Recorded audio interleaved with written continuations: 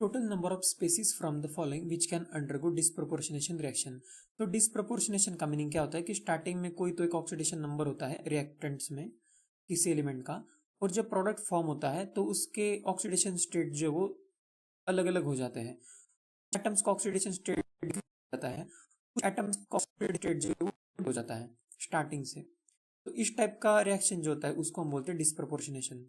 तब इसके लिए कंडीशन क्या है कि स्टार्टिंग का जो ऑक्सीडेशन स्टेट है वो मिनिमम भी नहीं होना चाहिए और मैक्सिमम भी नहीं होना चाहिए, वो इंटरमीडिएट कुछ होना चाहिए बीच में, क्योंकि तभी ये पॉसिबल है कि वो बढ़ भी पाएगा और डिक्रीज भी हो पाएगा। अगर वो ऑलरेडी मैक्सिमम है तो वो इंक्रीज तो हो नहीं पाएगा, या फिर अगर मिनिमम है तो डिक्रीज भी नहीं हो पाएगा। तो इसलिए ये इंटरमीडिएट कुछ होना चाहिए, वही बस हमें चेक करना होगा हर एक में। तो जैसे हाइड्रोजन का यहाँ पे +1 है H2O2 में, ऑक्सीजन का क्या है -1 है।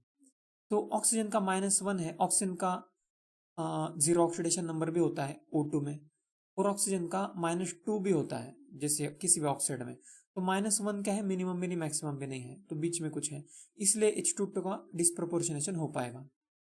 ClO3 माइनस में अगर देखेंगे तो ऑक्सीजन का तो -2 है, ऑक्सीजन का तो मिनिमम है मतलब। तो ऑक्सीजन में अगर हम देखेंगे ऑक्टेट के लिए 2 इलेक्ट्रॉन्स जो है वो रिक्वायर्ड है।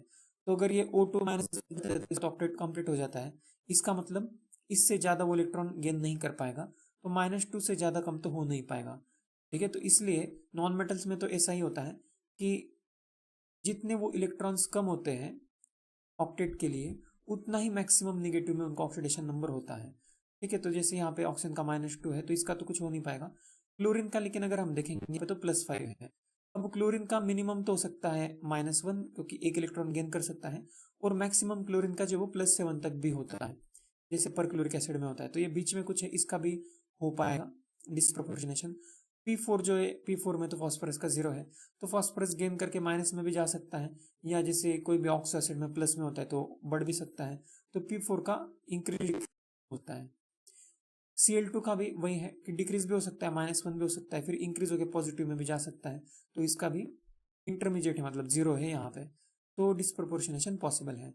Ag जो है डोनेट करके Ag+ तो बन सकता है, लेकिन ये गेन नहीं करेगा इलेक्ट्रॉन कभी, क्योंकि मेटल्स इलेक्ट्रॉन गेन नहीं करते हैं, तो डिक्रीज नहीं हो पाएगा इसका, इसलिए इसमें डिस्प्रोपोर्शनेशन नहीं होगा। Cu+1 जो है इसका डिस्प्रोपोर्शनेशन हो पाएगा, क्योंकि कॉपर नॉर्मल मेटल भी बन सकता है जिसमें 0 होगा, और कॉपर +2 भी बन सकता है जिसमें +2 होगा। तो ये +1 तो इंटरमीडिएट कुछ है बीच में, तो दोनों चीज इसका पॉसिबल है, इंक्रीज डिक्रीज।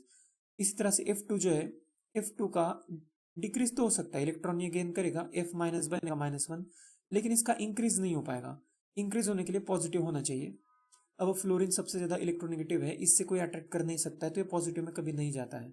यह भी 0 है तो बस डिक्रीज ही हो पाएगा ये, तो इसलिए यहाँ पे डिस्प्रोपोर्शनेशन पॉसिबल नहीं होगा।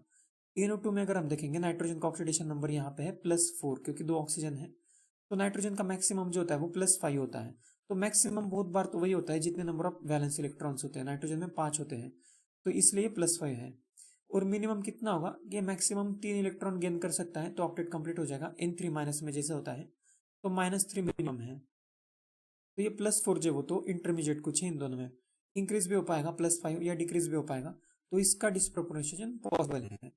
K+ में अगर हम देखेंगे, ये इलेक्ट्रॉन गेन करके K तो बन पाएगा, मतलब डिक्रीज हो पाएगा, लेकिन इसका इंक्रीज नहीं हो पाएगा, क्योंकि पोटेशियम में वैलेंस इलेक्ट्रॉन बस एक होता है, एक इलेक्ट्रॉन डोनेट करके +1 बनेगा, और वो डोनेट नहीं कर सकता है, तो +2 +3 ऐसा इंक्रीज होना पॉसिबल नहीं है इसमें, तो इसलिए भी इसका क्या होगा, डिस्प्रोपोर्शनेशन पॉसिबल नहीं होगा।